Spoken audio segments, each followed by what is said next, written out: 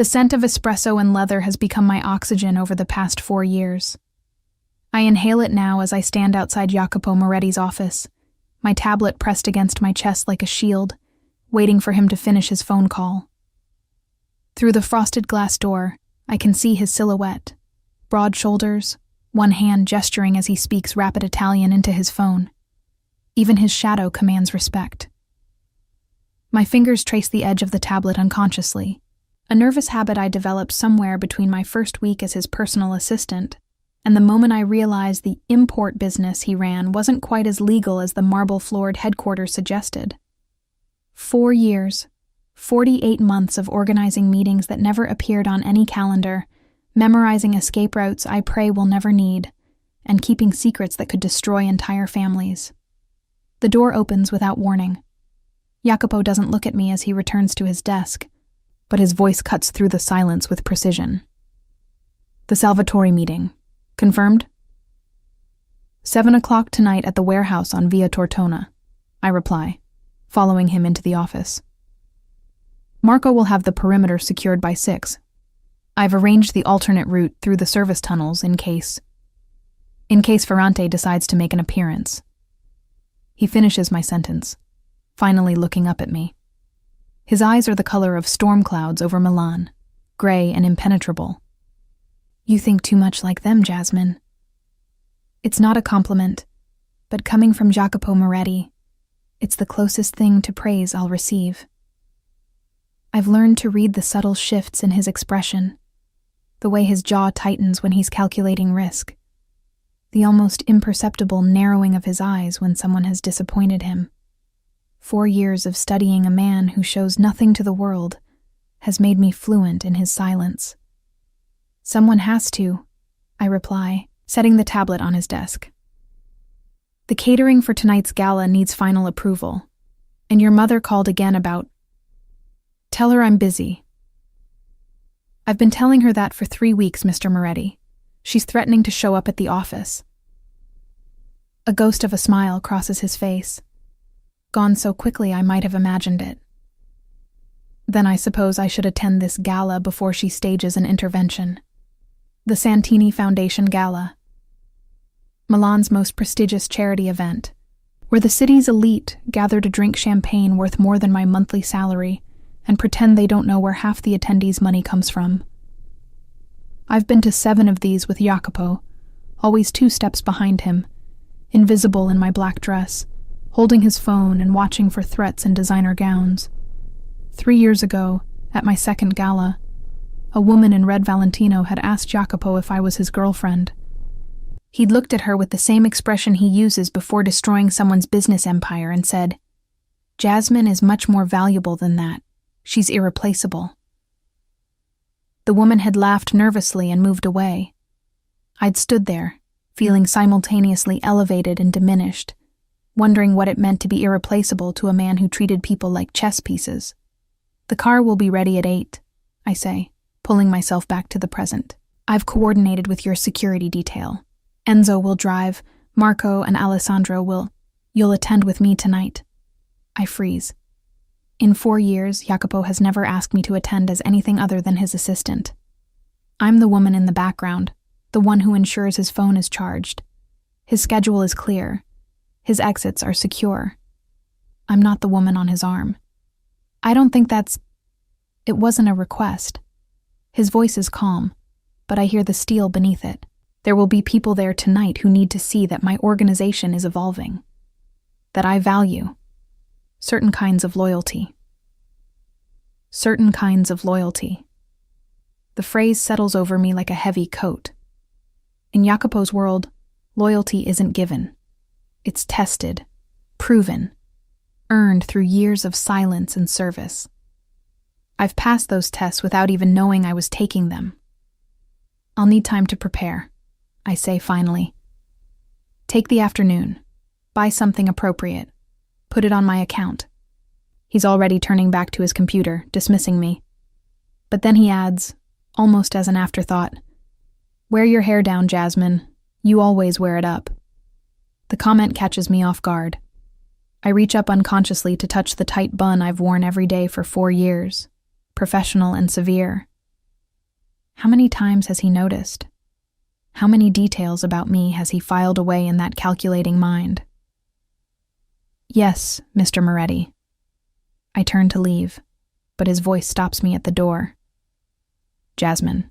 He's looking at me now, really looking, and something in his expression makes my breath catch. Tonight will be different. Stay close. It sounds like protection. It sounds like a warning. With Jacopo Moretti, it's always both. The rest of the afternoon passes in a blur of preparation. I find myself in a boutique I'd normally never enter, where a single dress costs more than I make in a month. The saleswoman, sensing Jacopo's account credentials, treats me like I'm someone who matters. I choose a midnight blue gown, elegant but understated, with a neckline that's professional but feminine. When I look in the mirror, I barely recognize myself. 4 years ago, on my first day, I'd worn a gray pantsuit and practical shoes. Jacopo had looked at me once and said, "You'll do." I'd spent the next week wondering what exactly I would do, what I'd gotten myself into. The job posting had been vague. Personal assistant to high-profile businessman, discretion essential. I'd needed the money. My younger sister, Julia, had just started university, and our parents were gone. I'd told myself it was temporary, just until I figured out something better. 4 years later, I'm still here, and I've stopped looking for something better. Because nothing else would be this. By the time evening arrives, I'm transformed. My dark hair falls in waves past my shoulders. The dress fits perfectly, and I've applied makeup with a precision I usually reserve for organizing Jacopo's calendar. When I arrive at the office at 7:30, Enzo does a double take. "Madonna," he mutters in Italian. "The boss is going to what?" Jacopo's voice cuts through the lobby. He emerges from the elevator, and for the first time in 4 years, I see him falter. It's barely a pause, a single moment where his eyes meet mine and something shifts in his expression. Then it's gone, replaced by his usual control. "You're ready," he says, offering his arm. Not a question, a statement. I take his arm, feeling the expensive fabric of his tuxedo beneath my fingers, the solid warmth of him beside me. We've stood close before, in crowded elevators, in the back of the car during tense negotiations, in his office late at night when we're the last ones working. But this is different. This is intentional. The ride to the gala is silent except for the soft hum of the engine. Jacopo's phone buzzes repeatedly, but he ignores it, staring out the window at Milan's glittering streets. I want to ask what he's thinking, what different means, why tonight matters. But I've learned when to speak and when to stay silent. The Palazzo Reale is magnificent, all Baroque architecture and Renaissance frescoes, transformed for the night into a playground for Milan's most powerful. We walk up the marble steps together, cameras flashing, and I feel the weight of curious stares. Jacopo Moretti rarely brings anyone to these events. Speculation will be running wild by morning. Inside, champagne flows like water. Crystal chandeliers cast everything in golden light. I recognize faces from newspapers and police reports, politicians, businessmen, lawyers, the respectable facade of Milan's underworld, all gathered in one room. "Champagne?" A server appears beside me. "She doesn't drink on duty," Jacopo says before I can respond. The server nods and disappears. "I'm not on duty tonight," I point out quietly. "You're always on duty, Jasmine. That's why you're irreplaceable." There's that word again. Irreplaceable. I'm beginning to hate it. The evening proceeds with excruciating politeness. Jacopo introduces me to people whose names I already know from our files. Men who smile at me while mentally calculating my worth to Jacopo's operation. I play my part perfectly. Charming but reserved, intelligent but deferential. 4 years of watching Jacopo navigate these waters has taught me the dance. Then I see Lorenzo Valli. He's a lawyer who represents several of Milan's prominent families, including some who would like to see Jacopo's empire dismantled. Tall, handsome in a conventional way, with slicked-back hair and a smile that doesn't reach his eyes. I've organized 3 meetings with him over the years, all of them tense, all of them ending with veiled threats.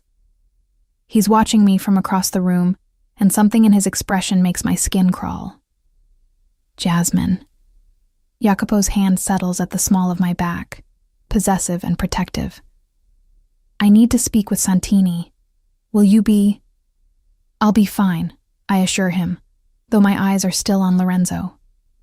Go. Jacopo hesitates, following my gaze. His jaw tightens almost imperceptibly. 5 minutes, he says. Then he's gone, moving through the crowd with the confidence of a man who owns every room he enters. I make my way toward the terrace, needing air, needing space from the suffocating attention. The November night is cold against my bare shoulders, but I welcome it. Milan spreads out before me, beautiful and dangerous, just like the man I work for. The loyal dog finally gets to attend the party. Lorenzo's voice behind me makes me turn sharply. He's leaning against the doorframe, champagne in hand, his smile sharp as broken glass. Mr. Valli. I keep my voice neutral, professional. Enjoying the evening? More now. He moves closer, and I resist the urge to step back. 4 years you've been following Moretti around. Do you ever wonder what it would be like to work for someone who actually sees you as more than a secretary? I'm his personal assistant. You're his pet. He's close enough now that I can smell expensive cologne and alcohol. Everyone knows it. You organize his meetings, book his hotels, probably warm his bed when... That's inappropriate. Is it? His hand shoots out, gripping my arm hard enough to hurt. Or is it just honest? Tell me, Jasmine, does he at least pay you well for your... discretion? I try to pull away, but his grip tightens. Let go. I don't think so. See? I've been watching you tonight, watching how Moretti parades you around like a trophy. But we both know what you really are. You're a file cabinet in a pretty dress, a walking NDA. The boss's little... cacciarina. The word is Italian for little dog, spoken loud enough that several people on the terrace turn to look. Lorenzo's smile is vicious. Moretti's loyal cacciarina. Heat floods my face. Humiliation burns through me like acid. I can see people staring, whispering, some amused, others pitying. And through the glass doors, I can see Jacopo. He's watching the entire scene, his face perfectly blank, his storm cloud eyes revealing nothing. He doesn't move, doesn't intervene, doesn't defend me. The message is clear. I'm on my own. I wrench my arm free from Lorenzo's grip, ignoring the pain where his fingers dug in. Excuse me, I manage, my voice surprisingly steady despite the shaking in my hands. I don't run. That would give them all more to talk about. I walk with measured steps through the ballroom, feeling every eye on me, hearing the whispers following in my wake. I collect my clutch from our table, and I leave. The night air hits me like a slap. I'm halfway down the palazzo steps when Enzo appears, concern written across his scarred face. Miss Ferraro, the boss. Tell Mr. Moretti I'll have my formal resignation on his desk Monday morning. My voice sounds foreign to my ears. The car is his. I'll take a taxi. Jasmine? But I'm already walking, my heels clicking against marble, my vision blurring with tears I refuse to shed in front of anyone who might report back to Jacopo Moretti. 4 years. 4 years of loyalty, of silence, of being irreplaceable.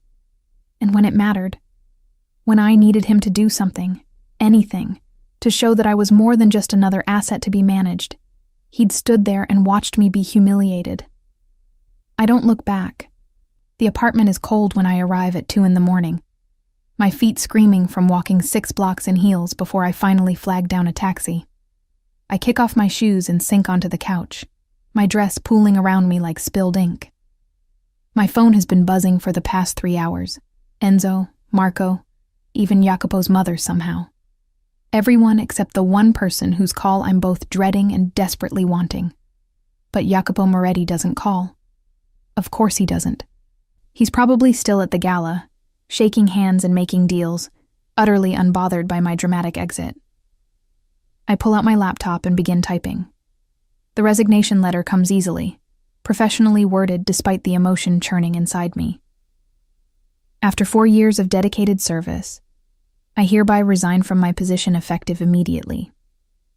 Per the terms of my employment contract, I understand I am bound by a 21-day confidentiality observation period, during which I will make myself available for the confidentiality clause. I'd forgotten about that particular gem buried in the 47-page contract I'd signed 4 years ago. 21 days, where I technically still belong to Jacopo, where I can't take another job, can't leave the city, have to remain available for debriefing and knowledge transfer. 21 days of purgatory. I finish the letter anyway, save it, and shut the laptop. Sleep seems impossible, but exhaustion wins out eventually, pulling me under into dreams of gray eyes and silent judgment. 2 years ago, Jacopo had been shot. A meeting gone wrong, a rival family sending a message. I'd been in the car when it happened, sitting in the back with him while Enzo drove us to what was supposed to be a peaceful negotiation. The bullet had shattered the window and grazed Jacopo's shoulder, close enough to be a warning, far enough to miss anything vital. I'd acted on instinct, shouting for Enzo to drive, pressing my scarf against Jacopo's wound while calling Marco for extraction. Jacopo had looked at me through the chaos, his face pale but composed, and said quietly, "Breathe, Jasmine. I'm fine." But I couldn't breathe. Not until we were safe at his private doctor's clinic. Not until I'd watched the wound cleaned and stitched. Not until Jacopo was sitting up and making phone calls like nothing had happened. He'd found me in the clinic's hallway afterward, shaking with delayed reaction. "You did well," he'd said, and then something I'd never heard before. "Thank you." I'd gone home that night and cried for an hour, terrified by how much his safety mattered to me, by how completely I'd fallen into his orbit. I wake to pounding on my door. Sunlight streams through my windows. It's past noon. I stumble to the door in my clothes from last night, makeup smeared, hair a disaster. Package for Jasmine Ferraro. The delivery man holds a large box stamped with Jacopo's corporate logo. I sign for it automatically and carry it inside. Inside the box is my resignation letter, printed and officially stamped, along with a thick folder labeled Transition Protocol and a handwritten note on expensive cardstock. Your resignation has been processed. The 21-day observation period begins tomorrow. You will report to the Via Monte Napoleone office daily at 9 a.m. for debriefing. Failure to comply will result in breach of contract penalties. JM, no. Thank you for your service. No acknowledgement of 4 years of loyalty. Just cold corporate efficiency. Exactly what I should have expected from Jacopo Moretti. I'm about to throw the whole box in the trash when I notice something else. A smaller envelope, unmarked. Inside is a check. Not my final paycheck. That's already direct deposited according to the transition paperwork. This is for an amount that makes me gasp. 6 months' salary, plus a bonus that equals what I made my entire first year. No note, no explanation, just money, as if that's supposed to fix the humiliation, the abandonment, the realization that I never mattered beyond my function. I tear up the check, then I tape it back together because I'm angry but I'm not stupid, and Julia's university fees are due next month. But I hate myself a little for it. Monday morning arrives with Milan's typical November gloom. I dress in my most severe suit, pull my hair back into its familiar bun, and armor myself in professionalism. The Via Monte Napoleone office is Jacopo's legitimate headquarters, all glass and steel and marble, separate from the warehouse district where the real business happens. Marco is waiting in the lobby. His scarred face softens when he sees me. Jasmine, the boss is in a mood. Just be careful. When isn't he in a mood? But my heart is racing as I take the private elevator to the top floor. Jacopo's assistant, his new assistant, I remind myself bitterly, is a young man named Tommaso, who looks at me with curiosity and pity. Miss Ferraro, Mr. Moretti is expecting you in conference room A. Not his office, a conference room, formal and impersonal. The message is clear. I find him standing by the window, hands in his pockets, looking out over Milan.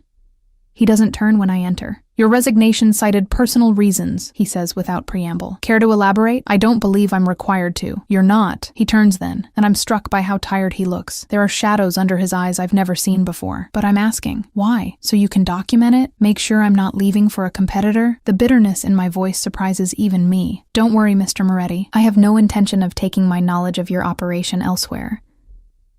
I'm bound by enough NDAs to ensure my silence until I'm dead. His jaw tightens. That's not why I'm asking. Then why? Silence. Long enough that I think he won't answer. Then, Lorenzo Valli was found in his office yesterday morning. His client list had been leaked to every journalist in Milan. His bank accounts, frozen. Several of his more questionable cases, suddenly under investigation. By noon, he'd lost everything. I stare at him. You did that. I did that. When? The gala was Saturday night. I left at 9. I made 3 phone calls before midnight. His voice is matter of fact. By 1 a.m., the wheels were in motion. By morning, Lorenzo Valli's career was destroyed. My legs feel weak. I sink into one of the conference chairs.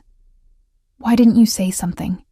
At the gala, when he grabbed me, when he called me. I can't even repeat the word. You just stood there. I stood there, Jacopo agrees, moving to sit across from me. Because Lorenzo Valli is a lawyer. In front of a room full of witnesses, any physical intervention from me would have consequences. Legal ramifications. Ammunition for my enemies. So I stood there, and I watched, and I calculated exactly how I would destroy him. But I didn't know that, I say, my voice breaking despite my best efforts. I thought you didn't care. I thought I was just disposable. Something flashes in his eyes, anger maybe, or hurt. In 4 years, have I ever treated you as disposable? 18 months ago, my sister had been in a car accident. I'd gotten the call during a high-stakes meeting with the Calabrian families. I'd tried to stay composed, to wait until the meeting was over, but Jacopo had seen my face. He'd called a recess, sent me to the hospital in his personal car with Enzo, and handled the Calabrians himself. When I'd tried to thank him later, he'd simply said, "Family matters." 6 months ago, when my apartment building had caught fire and I'd lost almost everything, I'd shown up to work the next day in borrowed clothes, ready to push through. Jacopo had taken one look at me and handed me keys to a furnished apartment he owned. "Temporary," he'd said, "until you're settled." I'm still living there. He's never asked for rent. "No," I admit quietly. "You haven't. Then why would Saturday night be different?" I look down at my hands, at the pale line on my wrist where Lorenzo's fingers had gripped too hard. Because it felt different. Because for once I wasn't your assistant. I was just a woman at a party. And you brought me there. You asked me to wear my hair down, I stop, unable to articulate the shift I'd felt that night. It felt personal. So when Lorenzo humiliated me, and you did nothing, it felt personal too. Jacopo is quiet for a long moment. Then he does something unexpected. He reaches across the table and gently takes my wrist, turning it to examine the faint bruising. His touch is careful, clinical, but I feel it everywhere. "This," he says quietly, "is why I destroyed him. Not for embarrassing my assistant, for putting his hands on you, for making you feel small, for daring to touch what's mine. The possessiveness in his voice makes my breath catch. I'm not yours. Aren't you? His gray eyes meet mine, and there's something raw in them. 4 years, Jasmine. You know everything about my operation. You know my mother's birthday, and my preferred escape routes, and exactly how I take my coffee at 3 a.m. when we're working late. You've saved my life, protected my interests, kept my secrets. If you're not mine, then what are you? I was your employee. You were never just my employee. He releases my wrist but doesn't look away. And that's the problem. My heart is pounding so hard I'm sure he can hear it. What problem? The problem that for 4 years I've been very careful to maintain appropriate boundaries, to treat you professionally, to never cross lines that once crossed couldn't be uncrossed. His voice drops lower. And then Saturday night, I decided to stop being careful. I brought you to that gala as more than my assistant. I wanted every man in that room to see you with me and know you were off limits. I wanted... He stops himself. What did you want? My voice is barely a whisper. He stands abruptly, walking back to the window.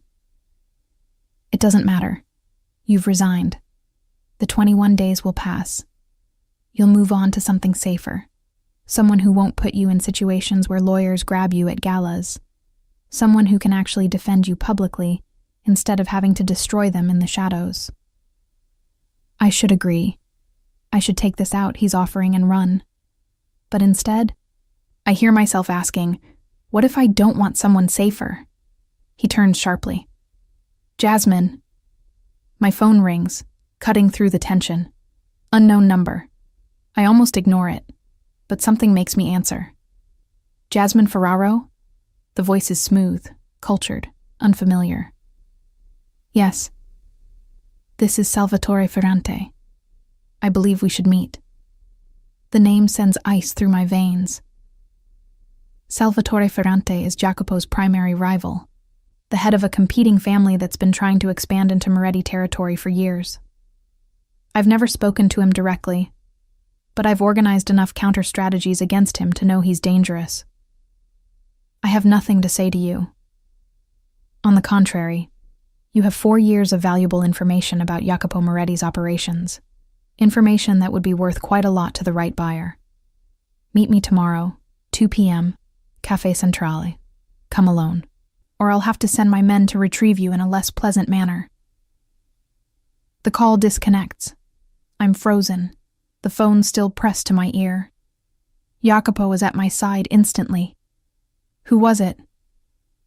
Ferrante. My voice sounds distant to my own ears. He wants to meet. He thinks I'll sell him information. Jacopo's expression goes completely cold, the mask of the mob boss slamming into place. He pulls out his phone, already dialing. Marco, Ferrante has made contact with Jasmine. I want full security detail on her, starting now. Yes, immediately. Jacopo, I'm not going to... Of course you're not going to meet him.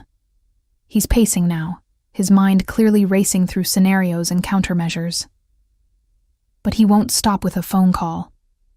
If he's brazen enough to contact you directly, he already has people watching you. Your apartment, your routines. He'll escalate. As if to prove his point, my phone buzzes with a text message. An unknown number. A photo of Julia leaving her university, laughing with friends, completely unaware of the danger.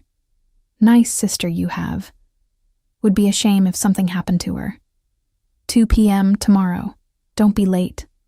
I show Jacopo the message. The temperature in the room seems to drop 20 degrees. Call Julia, he orders. Tell her to pack a bag. Marco is sending a car to campus right now. She's going somewhere safe until this is handled. Jacopo. No arguments, Jasmine. Not about this. He's already making more calls, issuing orders in rapid Italian. Enzo, I need the Lake Como property secured. Full detail, no visitors, complete lockdown. Yes, today. 20 minutes. I'm dialing Julia with shaking hands. Leah, hi. Listen, don't panic, but I need you to do exactly what I say. The next hour is a controlled storm of activity. Julia, confused but trusting, is picked up by Marco himself and taken to a secure property. My apartment is swept for bugs and surveillance. They find 2 cameras, one in my living room, one in my bedroom. The violation makes me physically sick. He's been watching me for how long? Doesn't matter. Jacopo's voice is hard as granite. Pack a bag. You're not staying here tonight. Where am I going? Somewhere Ferrante's people won't find you. Somewhere even most of my own organization doesn't know about. I should argue. I should insist I can take care of myself. But the photo of Julia has stripped away my pride. Okay. Within 2 hours, I'm in the back of Jacopo's personal car, Enzo driving, heading north out of Milan. Jacopo sits beside me, close enough that I can feel the heat radiating from him, but not touching. He's been on his phone constantly, speaking in low tones, coordinating a response to Ferrante's move. Finally, he pockets the phone and turns to me. I need to know everything you know about Ferrante's operations. Any meetings I took with intermediaries, any mentions in overheard conversations, anything at all. I close my eyes, pulling up 4 years of memories. 3 months ago, you had a meeting with a man named Ricci. He was supposedly representing textile interests, but I overheard him mention shipping routes through Genoa. You ended the meeting early and told me to flag Ricci's company for investigation. That was a Ferrante front. Jacopo's eyes narrow. What else? Last year, during the Calvino negotiation, someone leaked our position to their family. The leak had to come from inside your organization because the information was never written down, only discussed in your office. You think there's an informant? I think someone's been feeding Ferrante information for at least a year, maybe longer. How else would he know I was valuable enough to target? How else would he know to watch me? Jacopo is quiet for a long moment. When he speaks, his voice is deadly calm. You've been thinking about this. I'm always thinking. I look at him. That's what you pay me for. Paid. What? Past tense. You resigned, remember? And yet here I am, in your car, on my way to your secret safe house, while your security detail protects my sister. Seems like I'm still very much employed. A ghost of a smile crosses his face. Fair point. We drive for another hour, leaving the city behind, climbing into hills dotted with villas and vineyards. Finally, we turn down a private road, through gates that open automatically, and pull up to a house that's more fortress than home. Modern, isolated, with security cameras covering every angle. Welcome to one of my private sanctuaries, Jacopo says as Enzo opens the door. No one from the organization has access to this location except me, Enzo, and now you. My own mother doesn't know about this place. Inside, it's surprisingly warm despite the modern architecture. There's art on the walls, comfortable furniture, a kitchen that's been recently stocked. It doesn't look like a safe house. It looks like a home. There are 3 bedrooms upstairs, Jacopo says, setting down his bag. Take whichever you want. Enzo will be in the guest house. I'll take the master. You're staying here? I don't know why this surprises me. Where else would I be? You're under my protection, Jasmine. That means I protect you personally, not from a distance. The reality of our situation sinks in. We're alone together in a remote house, removed from the careful boundaries of the office, from the professional distance we've maintained for 4 years. And Ferrante's threat hangs over everything, changing the rules of engagement. Jacopo, I say carefully. Before, in the conference room. What were you going to say? What did you want? He's silent for so long I think he won't answer.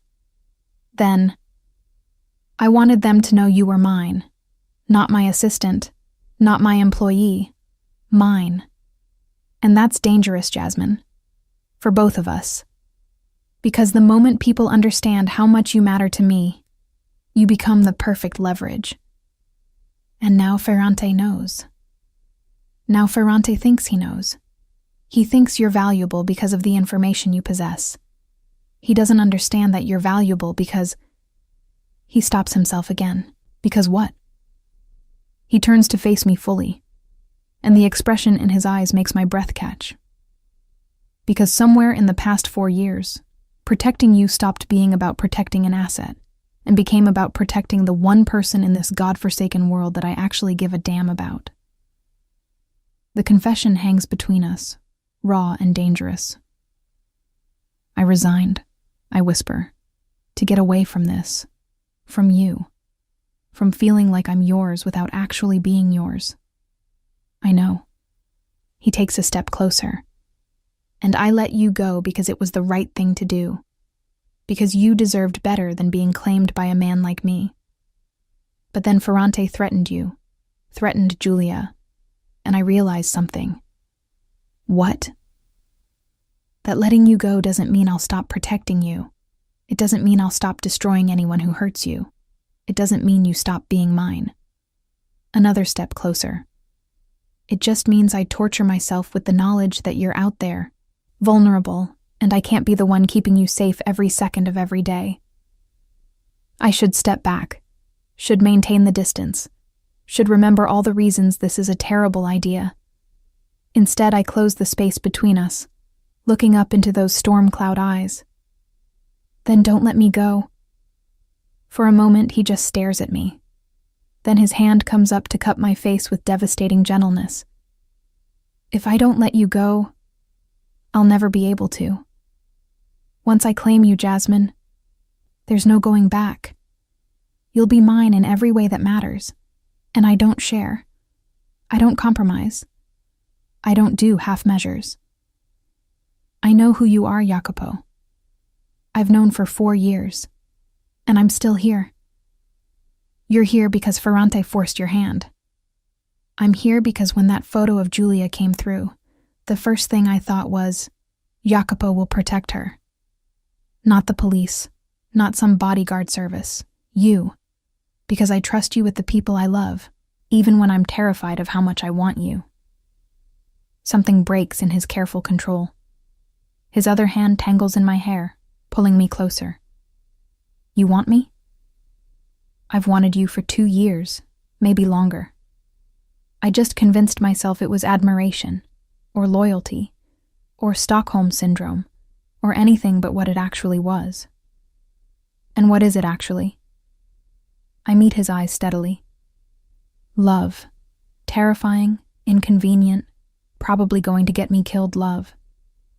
He makes a sound low in his throat, half groan, half laugh. You couldn't have led with that?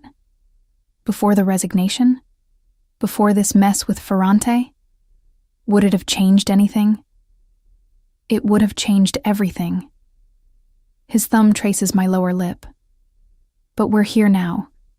So tell me, Jasmine Ferraro, what do you want? Really want? I reach up, my hand covering his where it cups my face. I want to stop being the woman who stands 2 steps behind you. I want to be the woman at your side. I want you to claim me publicly, possessively, permanently. And I want to destroy Salvatore Ferrante for threatening my sister. His smile is slow and dangerous and absolutely devastating. That can be arranged. Then he's kissing me, and 4 years of tension explodes into something fierce and claiming and absolutely inevitable. This is nothing like I imagined. It's better. Hungry and possessive and tinged with the knowledge that we've wasted so much time pretending we could be professional, when all along, we've been circling each other like planets caught in gravitational pull. When we finally break apart, both breathing hard, he rests his forehead against mine.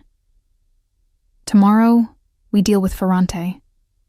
Tonight, you're mine. I've always been yours, I whisper back. I just needed you to stop being so damn professional about it. He laughs, actually laughs, and the sound is beautiful. Professional. Is that what you thought I was being? Weren't you? Jasmine, every day for 4 years, I've wanted to do this. His hands frame my face. Every time you leaned over my desk to show me something on your tablet. Every late night we worked alone. Every moment you wore your hair down and I imagined wrapping it around my fist. I've been exercising so much professional restraint I deserve a medal. The confession makes heat flood through me. You hid it well. I had to. You were my employee. I was your boss.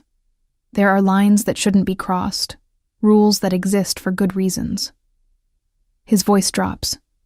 But you resigned, and Ferrante threatened you. And all those careful reasons for staying away from you don't seem to matter anymore, compared to the fact that I can't lose you. You won't lose me. I pull him closer. I'm not going anywhere. Promise? Promise. Now stop talking and claim what's yours. His kiss is answer enough. I wake to sunlight streaming through unfamiliar windows and the scent of coffee. For a moment, I'm disoriented.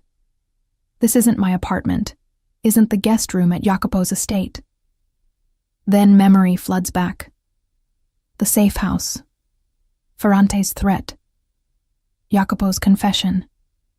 Everything that happened after. Heat rises to my cheeks as I remember exactly what happened after. The professional distance we'd maintained for 4 years had shattered completely, replaced by something raw and honest and consuming. I'd fallen asleep in Jacopo's arms, his heartbeat steady beneath my ear, his hands stroking my hair with unexpected tenderness. But the bed beside me is empty now, the sheets cool. I pull on one of his shirts, expensive cotton that smells like him, and pad downstairs barefoot. Jacopo is in the kitchen, already dressed in dark slacks and a crisp white shirt, phone pressed to his ear as he speaks rapid Italian. He looks up when I enter, and something in his expression softens. He wraps up the call quickly. Buongiorno, he says, pouring me coffee without asking how I take it. After 4 years, he knows. Sleep well? Better than I have in months. I accept the cup, noticing he's made it exactly right. What time is it? Nearly 9. I let you sleep. He leans against the counter, studying me with those gray eyes. We need to talk about Ferrante. And just like that, reality crashes back. The meeting is at 2, which you're obviously not attending. His voice is firm. But we can use it. I've been making calls since 6 this morning. Ferrante made a mistake by targeting you directly. How so? Because he showed his hand too early. If he'd been smart, he would have approached you subtly, built a relationship, convinced you I was the enemy. Instead, he threatened your sister within 24 hours of your resignation. That tells me he's desperate. I take a sip of coffee, my mind already working through the implications. 4 years of being Jacopo's assistant has taught me to think strategically. He's losing ground somewhere. He needs information about your operations quickly, which means he's planning something time-sensitive. Exactly. Jacopo's smile is approving. The question is what? I've had my people digging all night. Ferrante has been making moves in Genoa, trying to secure shipping routes. If he succeeds, he cuts into my import business significantly. 3 years ago, I'd sat in on a strategy meeting where Jacopo had systematically dismantled a rival's attempt to enter the luxury car market. I'd watched him identify the weak points in their operation, the suppliers he could turn, the officials he could pressure. It had been like watching a chess master work, each move calculated 3 steps ahead. Afterward, I'd asked him how he'd known where to apply pressure. He'd looked at me with those storm cloud eyes and said, "Everyone has something they value more than loyalty. Find that thing, and you find their breaking point." I'd filed that lesson away, never imagining I'd become the thing Jacopo valued most. So we give Ferrante what he wants. I say slowly, the plan forming as I speak. False information. I show up to the meeting, feed him details about a non-existent shipment, and when he moves on it, we're waiting. Jacopo finishes my thought. It's risky, Jasmine. Ferrante isn't stupid.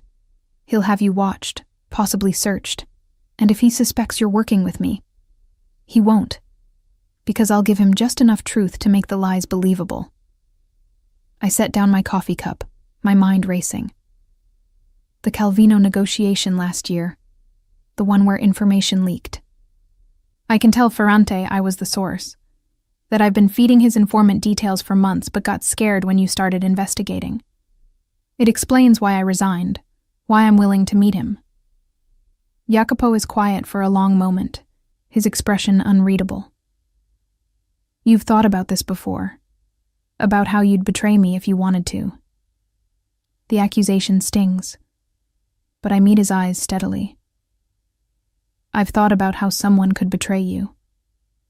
It's my job to identify vulnerabilities. Remember? I spent 4 years making sure no one could exploit the weaknesses I saw.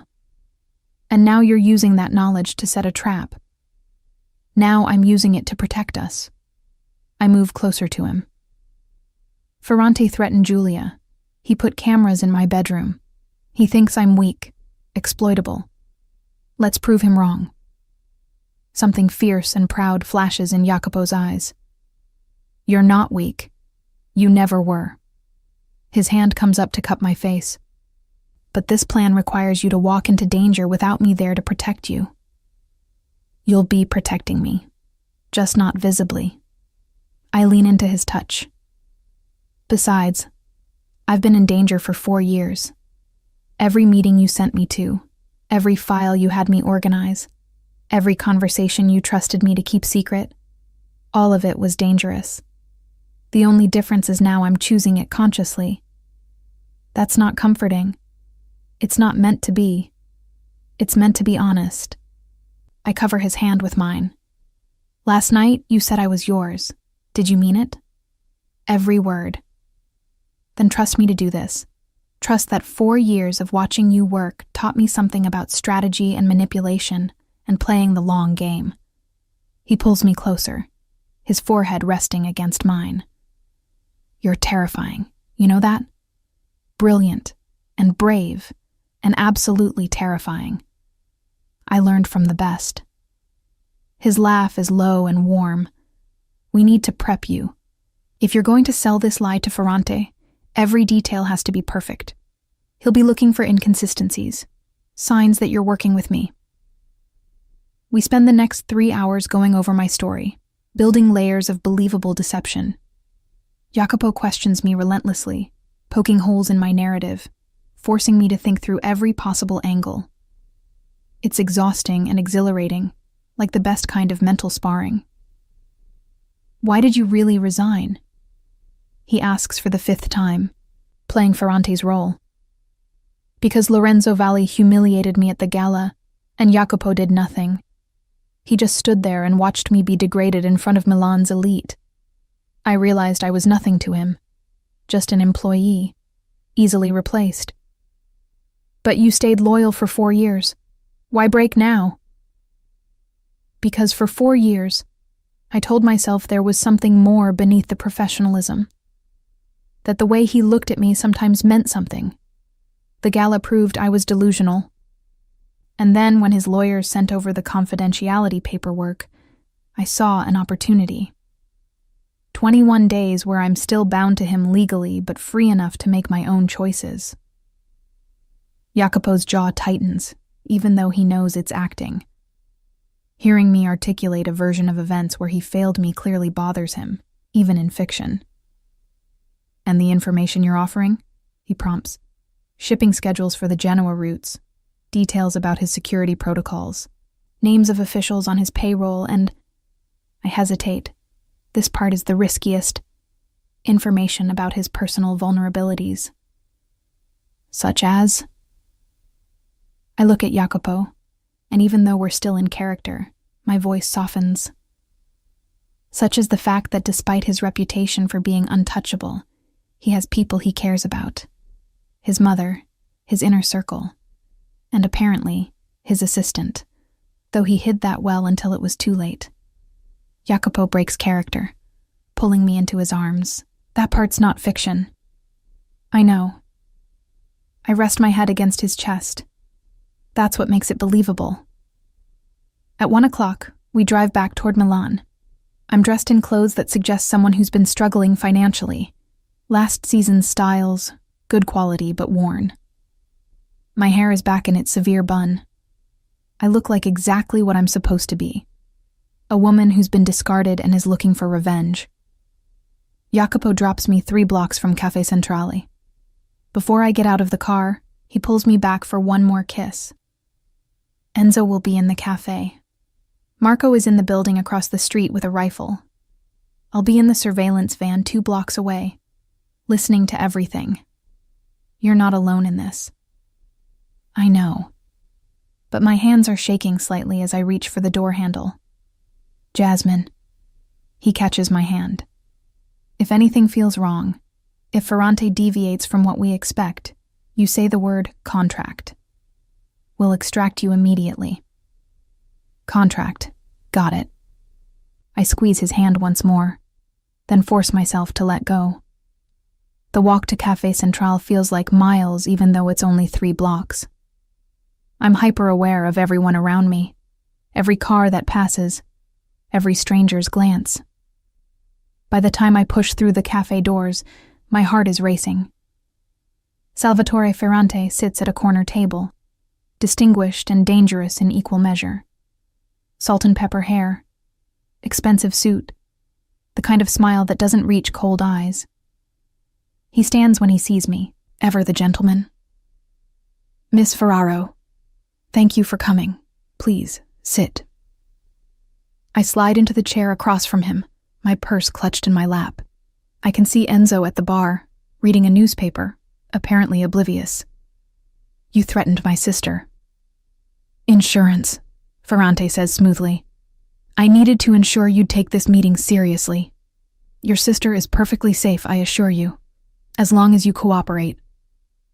The threat is barely veiled. I force myself to look frightened, which isn't difficult.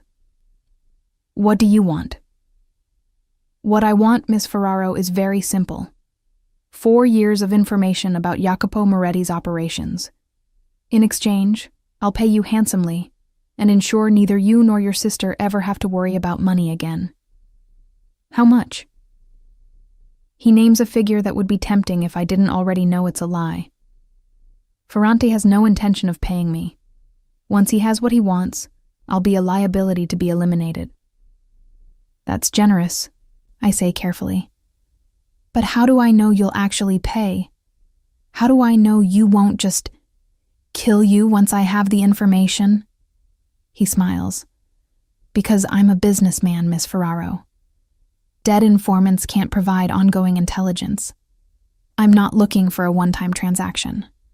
I'm looking for a long-term partnership. Another lie, but I pretend to consider it. I want half up front. Of course, once you've provided proof of the value of your information. He leans forward. Tell me, Miss Ferraro, why did you really leave Moretti? This is it, the moment where I sell the lie or fail. Because I was stupid enough to fall in love with him. The words come out bitter, raw, exactly right. 4 years of watching him from 2 steps back, telling myself it was just professional admiration. Then he brings me to the Santini gala, asks me to wear my hair down, treats me like I matter. And when Lorenzo Valli grabbed me, when he called me Moretti's little dog in front of everyone, Jacopo just stood there. He didn't defend me, didn't even acknowledge it happened. I realized I was nothing to him, just another asset to be managed. Ferrante's eyes gleam. That must have been humiliating. It was clarifying. I meet his gaze. I gave him 4 years of loyalty. I kept his secrets, organized his life, protected his interests, and he couldn't even be bothered to defend my dignity in public. So you're here for revenge. I'm here because my sister has student loans, and I need to survive the next 21 days without crawling back to Moretti. If hurting him in the process is a side benefit, I'll take it. Ferrante sits back, studying me. I can feel him weighing my words, looking for deception. This is the moment where the plan succeeds or fails. What can you tell me about his Genoa operations? He asks finally. I take a breath and begin reciting the false information Jacopo and I prepared. Shipping schedules that are off by 2 days, security protocols that don't account for his actual countermeasures, details that sound specific enough to be valuable, but will lead Ferrante directly into a trap. Ferrante listens intently, occasionally asking clarifying questions. I answer them all, layering truth and lies so smoothly that even I almost believe my own story. 18 months ago, Jacopo had asked me to lie to a federal investigator. They'd come to the office with a warrant, looking for records that didn't exist. Jacopo had coached me for hours on exactly what to say, how to phrase things to be technically truthful while completely misleading. The best lies are built on a foundation of truth, he'd told me. Give them facts they can verify, then embed the deception so deeply they can't see where reality ends and fiction begins. I'd walked into that interrogation room terrified, and emerged 2 hours later having convinced a federal agent that Jacopo's import business was exactly what it appeared to be. Afterward, Jacopo had looked at me with something like awe. "You're a natural," he'd said. "That's terrifying, and incredibly valuable." I'd gone home that night and thrown up, sickened by how easily the lies had flowed, how convincingly I'd played the role. But I'd also felt a dark thrill at having protected him, at being good at something that mattered in his world. "This is excellent information," Ferrante says when I finish, "but I'll need verification before I can arrange payment." Of course. I've been expecting this. The shipment I mentioned arrives in Genoa in 3 days. Verify that, and we can discuss the next phase of our partnership. Ferrante smiles. "I think we'll work very well together, Miss Ferraro. You're much smarter than Moretti gave you credit for." The meeting ends with promises and veiled threats in equal measure. I walk out of Café Central on legs that feel like water, making it half a block before Enzo appears at my elbow. "Cars around the corner," he murmurs. "You did good." Jacopo is waiting in the back seat. The moment I'm inside, he pulls me against him, his arms tight around me. "You were perfect. Absolutely perfect." He believed it? My voice is shaking now that the adrenaline is fading. "Every word. We listened to the whole thing. You sold the heartbroken assistant so convincingly I almost believed it myself." He pulls back to look at me. "How do you feel?" "Like I need a shower. Like I need to scrub off the feeling of lying to a man who could kill me." I lean into Jacopo's warmth, but also proud. Is that wrong? To be proud of deceiving someone so completely? In my world, it's a survival skill. His hand strokes my hair. "And you just demonstrated you're better at it than people twice your age with decades of experience." Over the next 3 days, we watch Ferrante take the bait. His people verify the shipping information I provided, the parts that are true. They start positioning resources in Genoa, preparing to intercept a shipment that doesn't exist. And all the while, Jacopo's people are watching, documenting everything. He's committed, Marco reports on the 3rd night. 20 men in Genoa, plus the money he's paid to local officials for cooperation. When the shipment doesn't arrive, he's going to be exposed and vulnerable. Good. Jacopo's smile is cold. "Make sure we have documentation of every bribe, every illegal move. I want Ferrante destroyed so completely he can never threaten what's mine again." But something is bothering me. I'm in Jacopo's study at the safe house, going through files, when it clicks. "The informant," I say suddenly. Jacopo looks up from his laptop. "What about them?" Ferrante knew exactly when to approach me. within hours of my resignation. He knew I was vulnerable, knew about the Lorenzo incident, knew enough about my psychology to use the exact right leverage. I start pacing, my mind racing. That's not just good intelligence. That's insider information from someone who understands the dynamics of your organization. Jacopo's expression darkens. You think the informant is still active? I think the informant has been feeding Ferrante information for longer than we realized, and I think I know how to find them. I explain my theory, that the informant has to be someone with access to Jacopo's personal schedule, someone who would have known about the gala, about my attendance, about the significance of Lorenzo's insult. The list of people with that level of access is small. Tommaso, Jacopo says slowly, his voice deadly quiet. My new assistant, or Marco, or Alessandro, or any of the inner circle who would have known those details. I turn to face him, but there's a way to test it. We feed different information to different people, see which version reaches Ferrante. A canary trap. Jacopo nods slowly. Risky, but effective.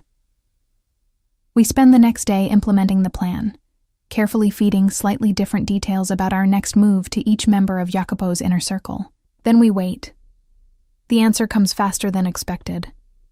Within 12 hours, Ferrante makes a move based on information we fed exclusively to Tommaso. Jacopo's face goes completely blank when Marco confirms it. My own assistant, right under my nose for 6 months. He was placed there deliberately, I say quietly. After I resigned, Ferrante's people pushed Tommaso into position. They knew you'd need to replace me quickly. And I was arrogant enough to think I could spot a spy. Jacopo's voice is cold fury.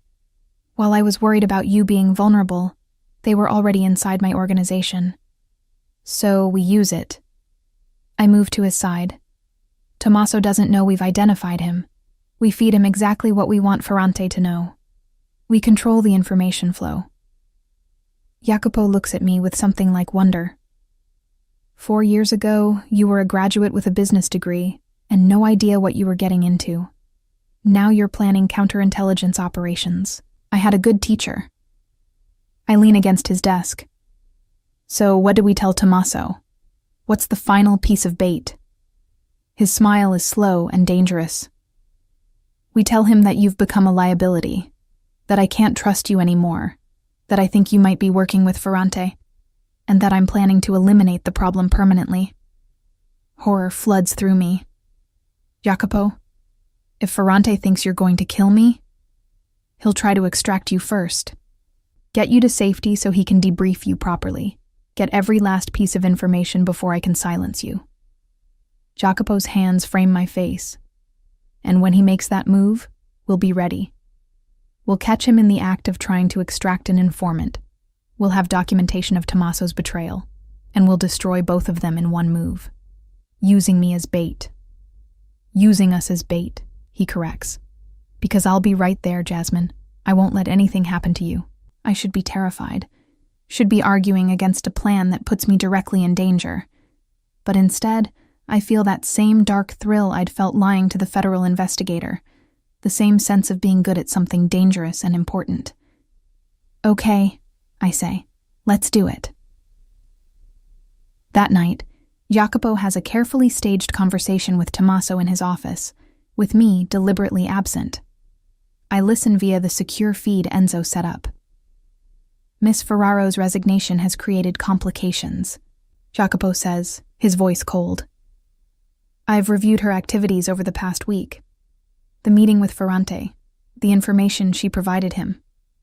I can't ignore the possibility that she's been compromised. Sir, I'm sure there's an explanation. Tommaso's voice is perfectly concerned. The explanation is that I allowed personal feelings to cloud my judgment. That ends now. Make arrangements, quietly. I want the problem resolved before Ferrante can use her against me further. Silence. Then Tommaso's carefully neutral response. Of course, Mr. Moretti. When? Tomorrow night, I'll handle it personally. The conversation ends. In the safe house, listening to Jacopo coldly discuss my elimination, I feel ice run through my veins even though I know it's theater. Enzo sees my expression and squeezes my shoulder. He'd burn the world down before letting anyone hurt you. You know that, right? I know. But hearing Jacopo's voice so devoid of emotion when talking about me is still chilling. It's just strange, hearing how convincingly he can lie. He's had a lot of practice. Enzo's voice is gentle. But with you, he's never had to. That's why this works. Because everyone who knows him knows he doesn't lie about the things that actually matter to him. Within 6 hours, we get confirmation that Ferrante has taken the bait. He contacts me directly, a brief message. Moretti knows. Extraction tonight, 11 p.m., north entrance of Parco Sempione. Come alone. This is your only chance. He's moving faster than I expected, Jacopo says, reading the message over my shoulder. He must be getting desperate. Or he knows the Genoa trap is about to close and wants to secure what assets he can before he's exposed. I'm already thinking through the logistics. Parco Sempione has multiple exits. He'll have people positioned to grab me and disappear before your security can respond. Except we'll already be there. Jacopo's smile is predatory. Marco, set it up. I want surveillance on every entrance, backup positioned in the park, and documentation of every move Ferrante's people make. When he tries to extract Jasmine, I want evidence so clear that even his own allies will turn on him. The final pieces fall into place with mechanical precision. Jacopo's people move into position around Parco Sempione hours before the extraction time. I'm wired with the smallest recording device available, practically invisible, and Jacopo will be in a van 100 yards away, watching everything. At 10:45 p.m., I walk into the park alone. The November night is cold, my breath fogging in the air. I can see other people, joggers, couples, the usual park traffic, but I know most of them are Jacopo's people, positioned to look casual while maintaining perfect tactical awareness. At exactly 11 p.m., a car pulls up to the north entrance. Not Ferrante himself, but 2 of his men, both armed based on the bulk under their jackets. Miss Ferraro, one of them says, please get in, quickly. I hesitate, playing frightened and uncertain. Where's Ferrante? He said he'd be here. Mr. Ferrante is waiting somewhere safe, but we need to move now. Moretti's people could be watching. They're right about that, though not in the way they think. I get in the car, sandwiched between the 2 men, and we pull away from the park. We drive for 15 minutes, taking a winding route clearly designed to lose any tail. I can feel the recording device against my skin, capturing everything. Finally, we pull into an abandoned warehouse in the industrial district.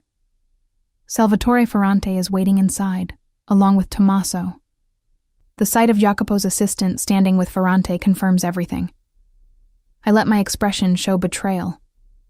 You, I say to Tommaso. You were the informant the whole time. I was insurance, Tommaso replies calmly. Mr. Ferrante likes to have eyes inside his competitors' organizations. And now he has me. I turn to Ferrante. You said extraction. This looks more like abduction. Semantics. Ferrante's smile is cold. You've been very useful, Miss Ferraro. The information about Moretti's Genoa operations has been valuable, but I need more. Everything you know about his financial structures, his political connections, his personal vulnerabilities. I gave you what I had. You gave me what you thought was safe to share. Now, I need the rest. He nods to one of his men, who steps forward with a briefcase. We can do this the easy way, with payment and partnership, or we can do it the hard way. Your choice. This is the moment. I can feel the recording device capturing every word, documenting Ferrante's admission of corporate espionage, bribery, conspiracy, everything we need to destroy him. I want the money first, I say, buying time. Ferrante laughs. I don't think so. You'll tell me what I want to know, and then... The warehouse doors explode inward. Jacopo's people move with military precision, weapons drawn, exits blocked. In seconds, Ferrante's men are on the ground, disarmed. Tommaso tries to run and is tackled by Marco. And then Jacopo himself walks in, calm and controlled and absolutely terrifying in his fury. Salvatore, his voice echoes in the warehouse. I believe you have something that belongs to me. Ferrante's face goes white. He looks at me, understanding dawning. You set me up. She brilliantly set you up, Jacopo corrects, moving to my side. His hand settles possessively on my waist. And you fell for it completely. The false information about Genoa, which you acted on, exposing yourself to your own allies. The recording of you admitting to corporate espionage and attempted kidnapping. And best of all, he gestures to Tommaso, documentation of your informant in my organization. You can't prove any of this, Ferrante blusters. Actually, I can. I pull out the recording device, holding it up. Every word from tonight, plus documentation of your bribes in Genoa, your illegal surveillance of me, and your threats against my sister. The police will be very interested. Or... I look at Jacopo. We can handle this another way. Jacopo's smile is terrifying. You threatened what's mine, Ferrante. You put your hands on something precious to me. There are consequences for that. She's just your assistant, Ferrante spits. She's my everything. Jacopo's voice drops to deadly quiet. And you're going to learn exactly what that means. What follows is systematic and brutal. Not physically, but financially and politically. Jacopo doesn't kill Ferrante. Death would be too quick, too merciful. Instead, he destroys him piece by piece. By morning, Ferrante's assets are frozen by authorities armed with evidence of his illegal activities. His allies, seeing the documentation of his failures, distance themselves. His reputation in Milan's underworld is shattered beyond repair. And Tommaso simply disappears. When I ask Jacopo what happened to him, he simply says, "He betrayed my trust. There are consequences for that." I don't ask for more details. 3 days after Ferrante's destruction, I'm back in Jacopo's office, not the conference room this time, but his actual office, sitting across from him while he reviews documents. It feels surreal to be here after everything that's happened, to fall back into the familiar rhythm of work when so much has changed between us. The shareholders' meeting needs to be rescheduled, I say, checking my tablet, except it's not my tablet anymore. I resigned. This is Jacopo's tablet, Jacopo's schedule, Jacopo's life that I'm no longer officially part of. Jasmine. He sets down the papers he's reviewing. We need to discuss your employment status. Here it comes. The awkward conversation about how I can't come back now that we're... whatever we are. I brace myself for the professional dismissal. I want you back, he says simply. Not as my assistant. My heart sinks. Of course. I've proven myself too valuable in other ways. Intelligence gathering, strategy, deception. He probably wants me in some shadowy role where I can use those skills without the pretense of legitimacy. As what then? I keep my voice neutral. As my consiliere. I stare at him. Consiliere. Counselor, advisor, the person who sits at the right hand of a boss and helps make decisions that affect the entire organization. It's a position of tremendous power and trust, traditionally held by men who've spent decades proving their loyalty. That's insane. Is it? Jacopo leans back in his chair. You've spent 4 years learning every aspect of my operations. You know my business better than anyone except me. You've proven you can think strategically, lie convincingly, and make hard decisions under pressure. The Ferrante situation demonstrated that you're more than capable of handling the darker aspects of this world. I'm 26 years old. Jacopo, your people will never accept. My people will accept what I tell them to accept. His voice goes hard.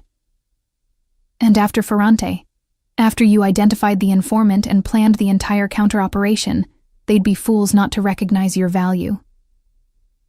6 months ago, I'd attended a meeting where one of Jacopo's associates had questioned a decision. The man had been polite, but firm in his disagreement. Jacopo had listened patiently, then explained in excruciating detail why the associate was wrong. The associate had never questioned him again. Leadership isn't about forcing compliance, Jacopo had told me afterward. It's about making people understand that following you is in their best interest. Fear works short-term. Respect works forever. What about us? I asked quietly. How do I serve as your consiliary when I'm also... I hesitate, unsure how to define what we are. Mine? He supplies the word with a slight smile. We keep the personal and professional separate. In the office, you're my advisor, my equal in terms of strategic planning. Outside the office, you're the woman I love. The casual way he says love makes my heart stutter. You love me? Did you think the last few days were just about protecting an asset? He stands, moving around the desk to pull me to my feet. Jasmine, I've been in love with you for 2 years. I'm just finally allowed to say it. 2 years. While I was maintaining professional distance, convincing myself my feelings were one-sided, he'd been feeling the same thing, all that wasted time. I love you too, I whisper. But I'm terrified of what that means in your world. It means you'll be protected better than anyone else in Milan. It means anyone who threatens you answers to me personally. It means... He pulls me closer. That you'll never be 2 steps behind me again. You'll be beside me, always. The promise is everything I wanted that night at the gala, everything I'd dreamed about during 4 years of maintaining professional distance. But accepting it means fully entering Jacopo's world, not as an employee who could theoretically walk away, but as his partner in every sense. I need time to think about the consiliary position, I say finally. It's a huge step. Take all the time you need. He presses a kiss to my forehead. But know this, whether you accept the position or not, you're still mine. That doesn't change. I'm about to respond when my phone rings. Julia.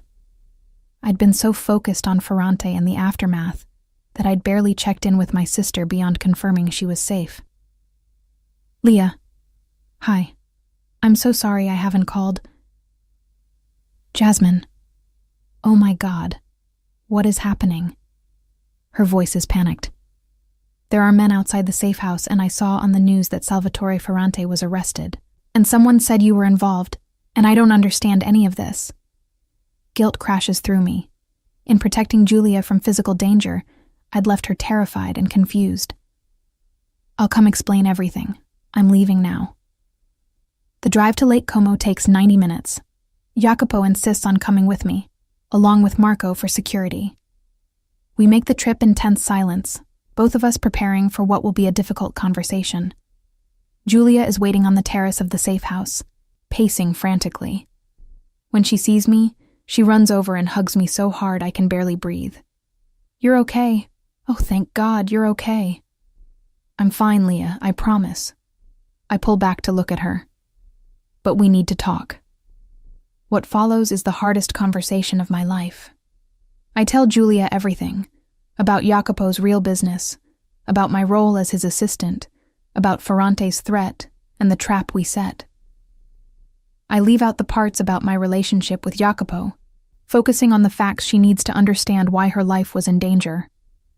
She listens in stunned silence, her expression cycling through disbelief, horror, and finally, anger. You've been working for the Mafia for 4 years and you never told me? I was protecting you. The less you knew. The less I knew, the safer I was. I get it, Jasmine. But I'm not a child anymore. I deserve to know that my sister was in constant danger. She's right, and I have no defense. Jacopo, who's been standing silently nearby, steps forward. Your sister kept you safe, Julia. Everything she did, every secret she kept, every risk she took, was to ensure you could live a normal life. Don't punish her for that. Julia turns her anger on him. And you're the reason she was in danger in the first place. You brought this into her life. I did, Jacopo agrees calmly. And I'll spend the rest of my life ensuring she never regrets it. But your sister chose this path. Julia. She's brilliant and capable and strong enough to thrive in my world. Don't underestimate her. Something in his defense of me softens Julia's expression. She looks between us, and I see the moment she understands there's more to our relationship than employer and employee. Oh my God, you're together. You and the mob boss are actually together. Heat rises to my cheeks. It's complicated. It's really not, Jacopo says, his hand finding mine. I love your sister. She loves me. The rest is just logistics. Julia sinks into a chair, processing. Finally, she looks up at me. Are you happy? Really happy? Not just pretending to be okay with a dangerous situation? I think about the past few days. The terror and the triumph. The way Jacopo looked at me after we'd taken down Ferrante. The feeling of being his equal rather than his shadow. Yes, I say honestly. Happier than I've been in years. She nods slowly. Then I'll try to accept this. But Jasmine! Her voice cracks. Please don't die on me. You're all I have left. I pull her into another hug. I'm not going anywhere. I promise. We stay at the Lake Como house for the rest of the day, the three of us finding an uneasy peace. Julia asks questions about Jacopo's business, the legitimate parts, and he answers with surprising patience. I watch them interact and see the future taking shape. My sister and the man I love, learning to exist in each other's worlds. As the sun sets over the lake, Julia excuses herself to call friends. Jacopo and I stand on the terrace, his arm around my waist, both of us looking out at the water. She'll forgive you eventually, he says quietly.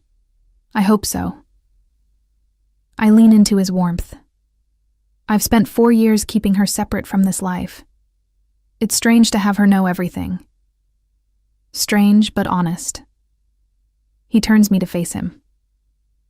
Speaking of honest, there's something I need to ask you. My heart rate picks up. What? He reaches into his pocket and pulls out a small velvet box. My breath stops completely. Before you panic, he says with a slight smile. This isn't what you think. Not yet, anyway. He opens the box to reveal not an engagement ring, but a key. Old-fashioned, brass, intricate. This is the key to my grandfather's house in Sicily. The place where he started everything. Where the family truly began. I've never given it to anyone, but I want you to have it. I take the key with shaking hands. Jacopo, I don't understand. In my family, giving someone the key to the ancestral home means you're giving them access to your history, your legacy, your future. It's a promise that you belong, not just to me, but to everything I come from, and everything I'm building. His hands frame my face. I'm not ready to ask you to marry me yet. That's a conversation we should have when you've had time to fully understand what accepting it means. But I am ready to promise you that when I do ask, it'll be because I can't imagine my future without you in it. Tears blur my vision. This is the most romantic thing anyone's ever done for me. Just wait, he murmurs, pulling me closer. I'm just getting started. He kisses me as the sun sets over Lake Como, and I feel the key press between us. A promise of futures still unwritten, of legacies yet to be built, of a partnership that will reshape everything. The decision comes 3 weeks later, in Jacopo's office, with every member of his inner circle watching me with varying degrees of skepticism. I'm standing at the head of the conference table, Jacopo's seat, deliberately given to me for this meeting. He sits to my right, a position of support rather than command. Marco, Alessandro, Enzo, and 6 other men, whose loyalty Jacopo has cultivated over decades, fill the remaining chairs. These are the people who run his empire, who enforce his will, who've built their lives around serving the Moretti family. And I'm about to ask them to accept me as their equal. Gentlemen, I begin, my voice steadied despite the nerves coiling in my stomach. You all know why we're here. Mr. Moretti has offered me the position of consigliere. Before I accept, I need to know if you can work with me in that capacity. Silence, heavy and assessing. I can see them weighing their options, calculating the political cost of opposing Jacopo's choice versus accepting a woman barely half their age into a position of power. Marco speaks first. With respect, Miss Ferraro, the consigliere position requires decades of experience. You've been in this world for 4 years. 4 years learning from the best, I counter. 4 years observing every meeting, every negotiation, every strategic decision. I know Mr. Moretti's thinking better than anyone in this room except Mr. Moretti himself. Knowing his thinking isn't the same as being able to advise him, Alessandro adds. When decisions need to be made that affect hundreds of lives, can you handle that weight? It's a fair question. I meet his gaze steadily. 3 weeks ago, I planned and executed an operation that destroyed Salvatore Ferrante and exposed a traitor in our organization. I made decisions that put my own life at risk and leveraged that risk to protect all of us. Can I handle the weight? I already have. Enzo clears his throat. The Ferrante operation was impressive, but being consigliere means more than tactical planning. It means understanding the families, the alliances, the history. No disrespect intended, but you're an outsider. I am, I acknowledge. And that's precisely why I can be effective. I'm not bound by old grudges or traditional rivalries. I can see opportunities that those too close to the history might miss. I pause, then add, the same way I saw that Tommaso was the informant when no one else suspected him. 2 weeks ago, Jacopo had taken me to a meeting with the heads of 3 allied families. I'd sat quietly beside him, observing the dynamics, noting who deferred to whom, who interrupted who made eye contact and who avoided it. Afterward, Jacopo had asked for my assessment. Donati is losing control of his territory, I'd said. The way he kept bringing up past victories instead of current operations. He's trying to remind everyone of former strength because his present strength is failing. Jacopo had looked at me with something like pride. How did you see that? Everyone else thinks Donati is still powerful. Everyone else wants to believe Donati is powerful because they remember him that way. But power is present tense. The moment you have to remind people you're dangerous, you've already lost half your threat. 3 days later, Donati's organization had collapsed under pressure from rivals. Jacopo had positioned himself to absorb the best parts of Donati's territory before anyone else could move. The other families had been caught off guard. You see what others miss, Jacopo had told me. That's worth more than decades of experience. Now, in this conference room, I'm betting that the same principle applies. That these men can see what I bring to the table, even if it makes them uncomfortable. I have a proposal, I say. A trial period. 3 months where I serve as consigliere, during which any of you can bring concerns directly to Mr. Moretti. If, at the end of those 3 months, the majority of you believe I'm not capable of the position, I'll step down. No argument, no politics. I'm offering them an out, a way to accept me temporarily without feeling like they've surrendered completely. It's a calculated risk, but I've learned from Jacopo that sometimes you have to give ground to gain territory. The men exchange glances. Finally, Marco nods. 3 months is reasonable. I can work with that. One by one, the others agree, some reluctantly, some with genuine warmth. By the time the meeting ends, I've secured their conditional acceptance. Jacopo waits until everyone has left before pulling me into his arms. You brilliant, strategic woman. The trial period was genius. I learned from the best. I echo my earlier words, but this time they're just for him. Besides, 3 months gives me time to prove myself before they realize they can't get rid of me even if they want to. His laugh is low and warm. Confident. Realistic. I pull back to look at him. I know what I'm capable of, Jacopo, and I know that once they see it too, they'll wonder how they ever questioned me. That, he says, kissing me thoroughly, is exactly why you're perfect for this position. The next 3 months are a whirlwind of strategy sessions, negotiations, and late nights poring over files. I work alongside Jacopo, learning the nuances of his empire that I'd only glimpsed as his assistant. The real estate holdings that serve as fronts for money laundering, the import businesses that bring in legitimate goods alongside less legitimate ones, the network of officials and lawyers and businessmen, whose loyalty is purchased and maintained through careful pressure and generous rewards. It should disgust me, should make me question what I've become. But instead, I find myself fascinated by the complexity of it all. By the way, Jacopo has built something that functions like a legitimate corporation, while serving purposes that exist in the shadows. You're getting better at the moral compartmentalization, Jacopo observes one night as we review contracts in his study at the estate. Is that what we're calling it? I set down the file I'm reading. Accepting that the money I'm helping move comes from sources I'd rather not think about too carefully. That's exactly what we're calling it. He doesn't sound judgmental, just matter of fact. Everyone in this world makes peace with it differently. Some pretend they don't know where the money comes from. Some justify it with philosophy about victimless crimes. Some just don't care. And you? I accepted long ago that morality is subjective. The laws that say what I do is wrong were written by people who had the luxury of inherited wealth and legitimate opportunities. My grandfather didn't have those luxuries. He built what he could with what he had. I've simply refined his work. It's a rationalization, but it's also not entirely wrong. I think about my own family's history, about the prejudices my grandparents faced, the doors closed to them because of where they came from.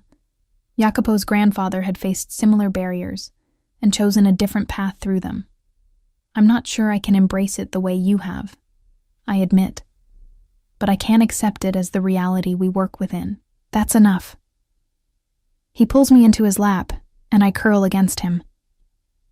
I don't need you to become me, Jasmine. I need you to balance me, to see the angles I miss because I'm too close to the darkness.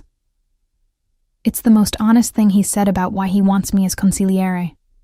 Not just because I'm capable, but because I bring something different. A perspective shaped by 4 years inside his world, but not consumed by it. 2 months into my trial period, a crisis emerges that tests everything I've learned. One of Jacopo's allied families, the Benedettis, has been skimming profits from a joint venture. The evidence is clear: altered books, phantom expenses, money being redirected to offshore accounts. It's a betrayal that demands response. But the Benedettis are powerful enough that moving against them could trigger a war. Jacopo calls an emergency meeting of his inner circle. I sit beside him, my stomach tight with tension as the men argue over the best course of action. We hit them hard, Alessandro argues. Make an example. Show everyone what happens when you steal from us. That starts a war we might not win, Marco counters. The Benedettis have alliances. We move against them, and we're fighting on 3 fronts. So we do nothing? Alessandro's voice rises. Let them steal from us and show weakness to every other family? Gentlemen, I keep my voice calm, and the room quiets. This is the moment. My chance to prove I belong here. We're looking at this wrong. The Benedettis didn't start skimming recently. Based on the financial records, this has been going on for at least 18 months. Why? Because they're greedy, Alessandro spits. Or because they're desperate. I pull up the files I've been reviewing. Look at their other operations. Declining revenue across the board. Failed investments. They're not stealing from us because they're greedy. They're stealing because they're failing. Jacopo leans forward, his eyes intent. Go on. We don't need to start a war. We need to offer them a lifeline. We restructure the joint venture. Take a larger share of control in exchange for absorbing some of their losses. They save face, we gain more power, and everyone who's watching sees that we're magnanimous in victory. And if they refuse? Marco asks. They won't, because the alternative is we expose their failure to all their allies. Better to accept a junior partnership with us than to face humiliation and potential collapse. I meet each man's eyes in turn. This way, we win without firing a shot. We strengthen our position, weaken a potential rival, and demonstrate that working with us is better than working against us. Silence. Then Enzo starts nodding. It's smart. Really smart.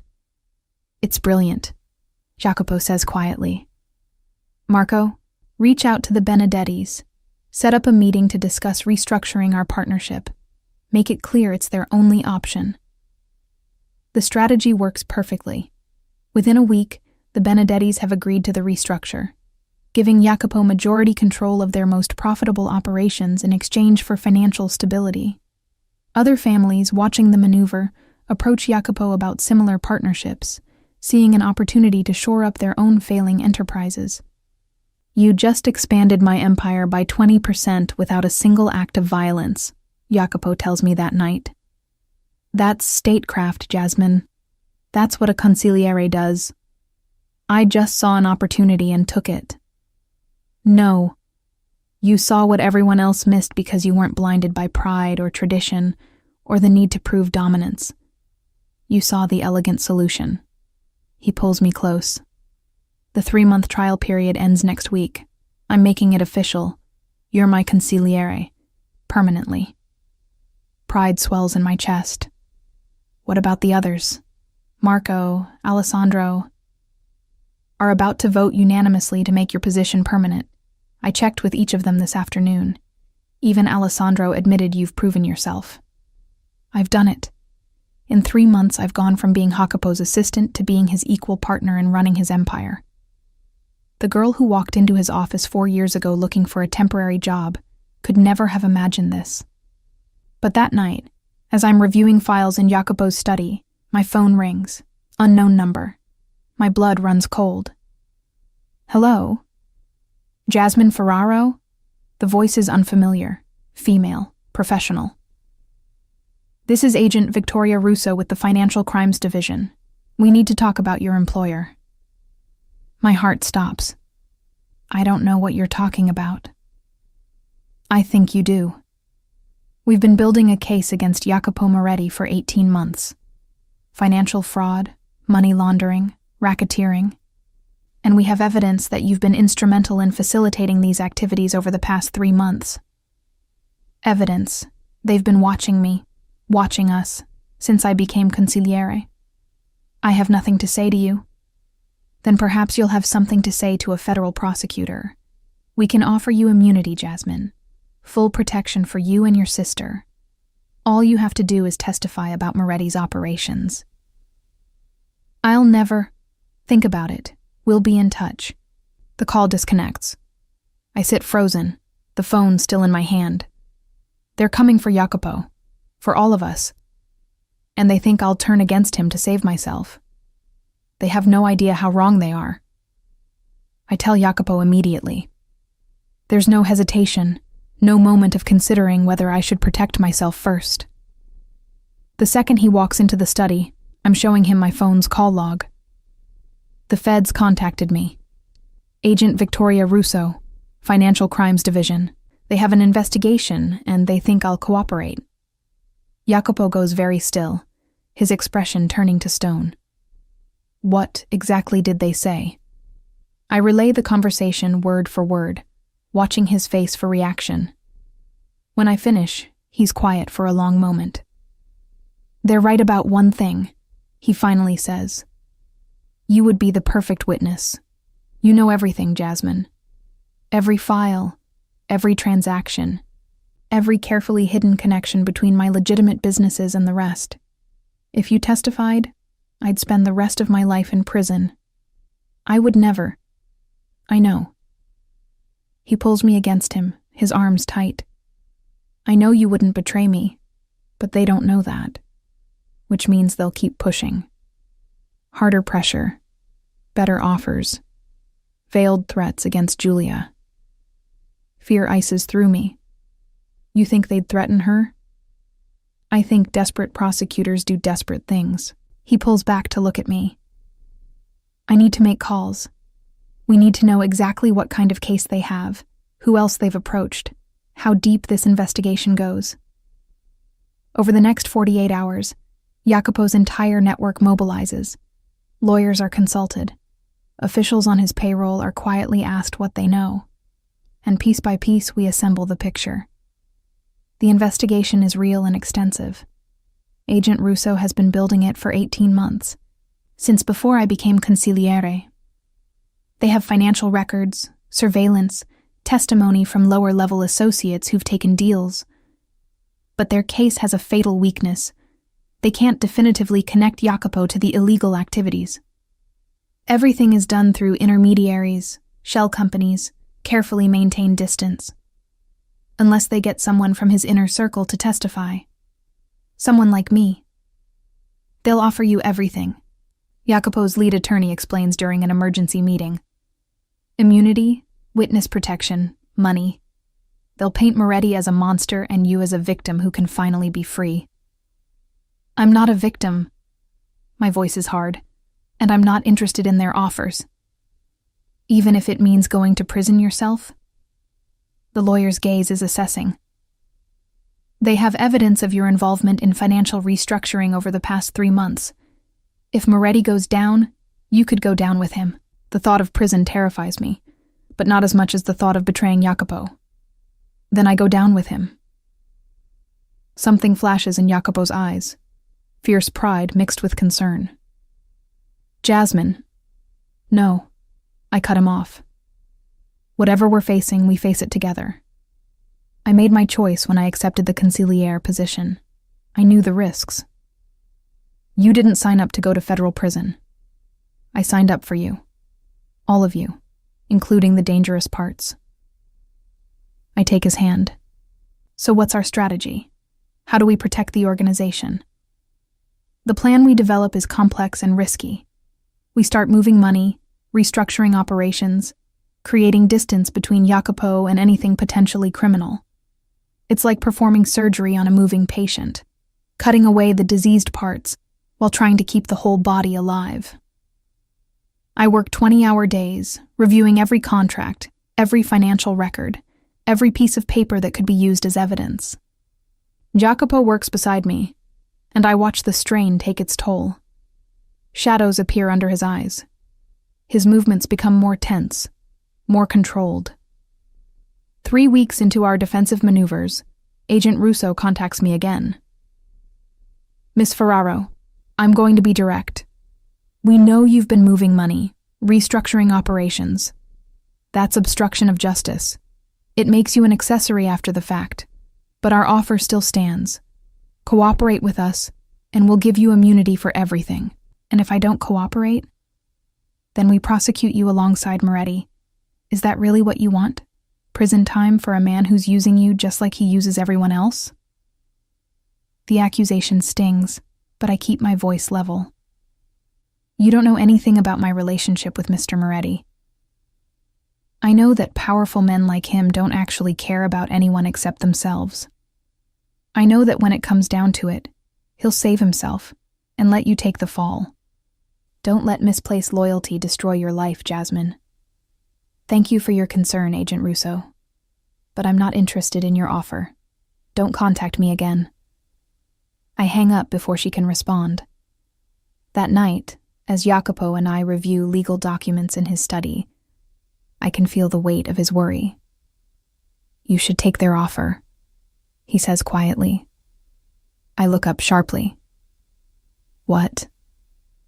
Immunity, protection, a fresh start. You could walk away from all of this, Jasmine. Be free.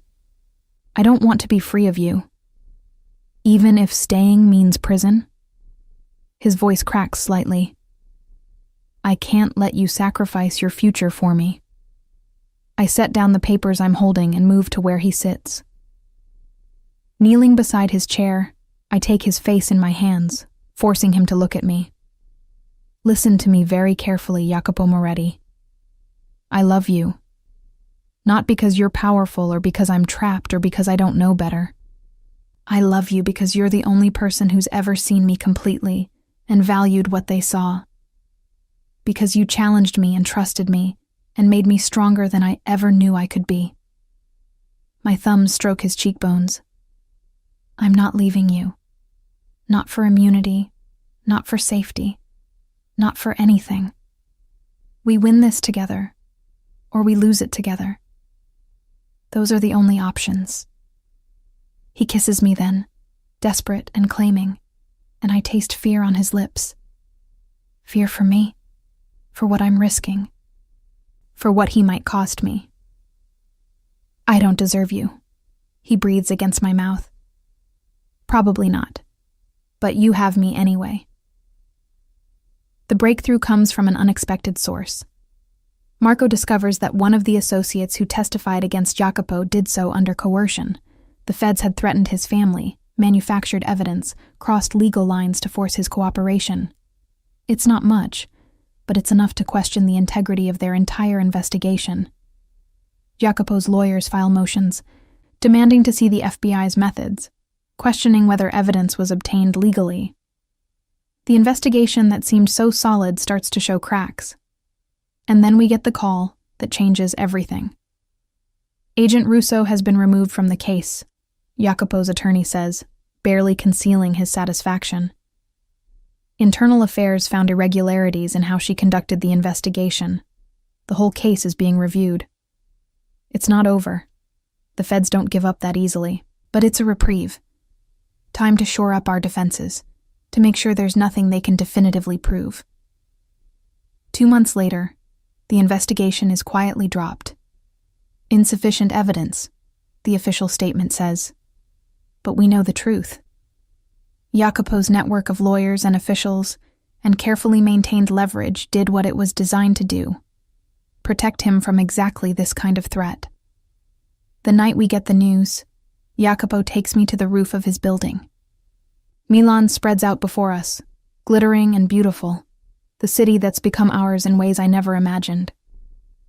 We survived, I say, leaning against the railing. We did more than survive. We won. He stands behind me, his arms coming around my waist. Because you refused to break. Russo was counting on you being weak, on you choosing safety over loyalty. She had no idea who she was dealing with. I turn in his arms. I had no idea who I was dealing with either. 4 years ago, when I walked into your office for that interview, I was just looking for a job to pay my sister's tuition. And now? Now I'm the consiliary to Milan's most powerful organization.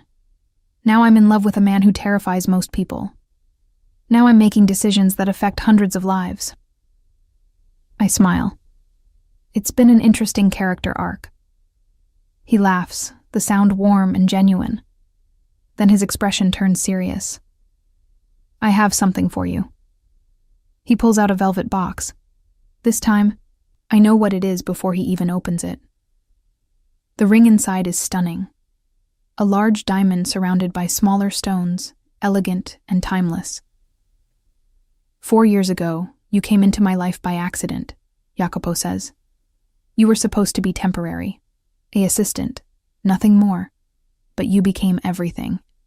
My partner, my equal, the person I trust more than anyone in this world. He takes my hand. I'm not asking you to marry me because I need to possess you or control you. I'm asking because I want the world to know that you're mine by choice, just as much as I'm yours. Tears blur my vision. That's the most romantic thing you've ever said. Is that a yes? It's an absolutely yes. I'm crying and laughing at the same time as he slides the ring onto my finger. I'll marry you, Jacopo Moretti. I'll be your wife and your consiliere and your equal in all things. He kisses me with a passion that steals my breath, and somewhere in the back of my mind, I think about how far I've come. From the frightened woman who ran into his shop to escape danger, to the woman who stands beside him now, fearless and claimed, and absolutely certain of her place. 8 months later, I stand in a private chapel in Sicily, wearing a dress that cost more than my first year's salary. Giulia is my maid of honor, having made her peace with my choices and with Jacopo himself. The chapel is filled with the families, all the powerful men and women who now accept me as one of them, as Jacopo's partner in every sense. When Jacopo lifts my veil and kisses me, sealing vows that will bind us in the eyes of God and the organization, I feel nothing but certainty.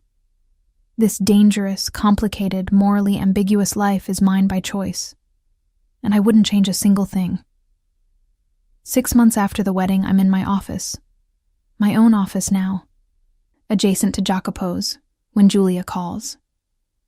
I got into medical school, she says, her voice bright with excitement.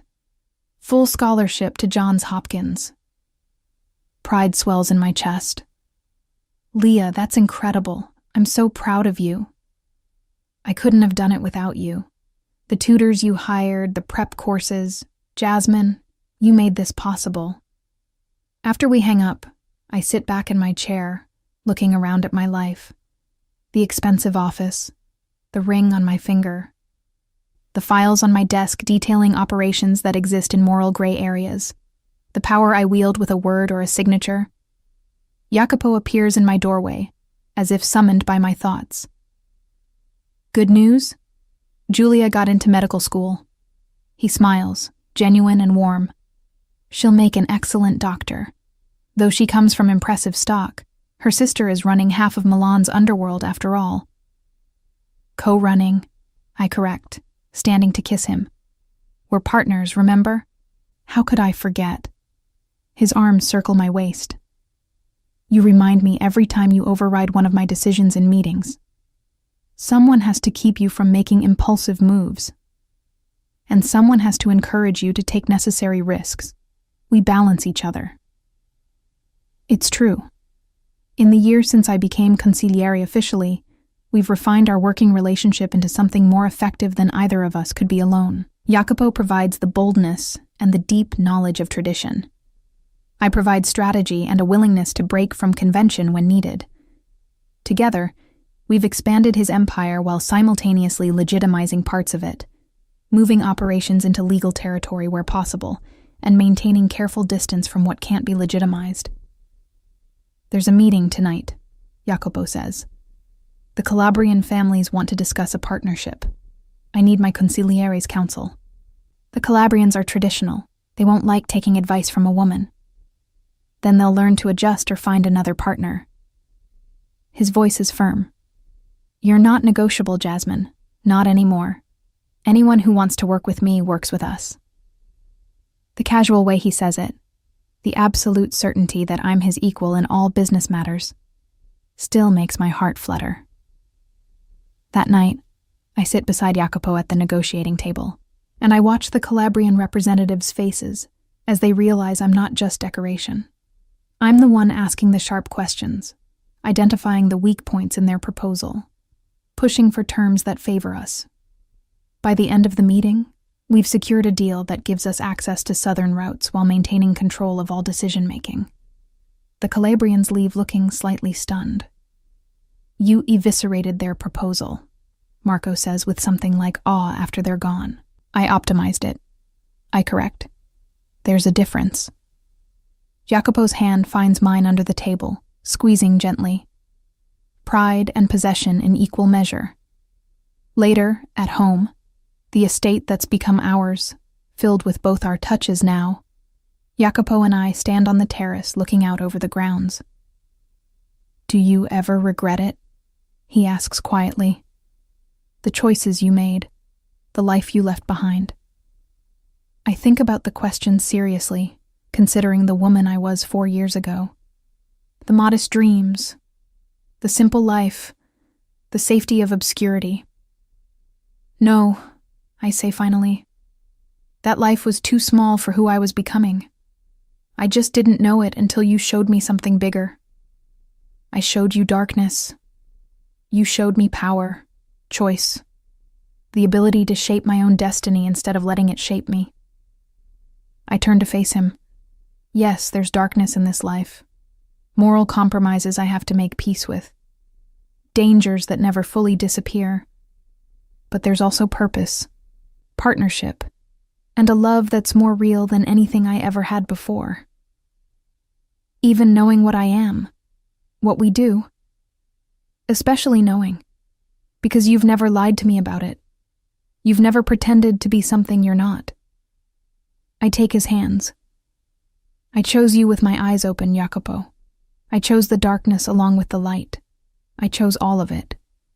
His kiss is answer enough, fierce and possessive, and laced with the kind of devotion that powerful men rarely show. Mine, he breathes against my lips. Yours, I agree, just as you're mine. In the distance, Milan glitters like scattered diamonds, a city we rule together from the shadows.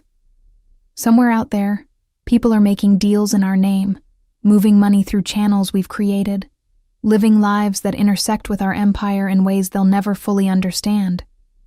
And here, on this terrace, I'm exactly where I belong. Not 2 steps behind a powerful man, but standing beside him as his equal. His consiliary, his wife, his partner in building something that will last long after we're gone. 4 years ago, I ran into Jacopo Moretti's shop looking for escape. I found something better. I found home.